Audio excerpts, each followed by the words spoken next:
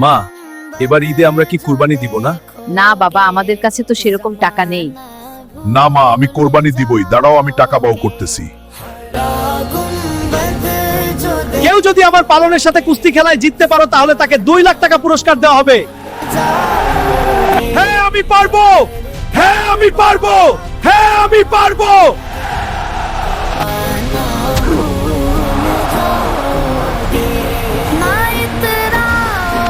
বন্ধুরা, তোমরা আমাকে সাহায্য করো, ভিডিওটাতে ফলো আর লাইক করো। তাড়াতাড়ি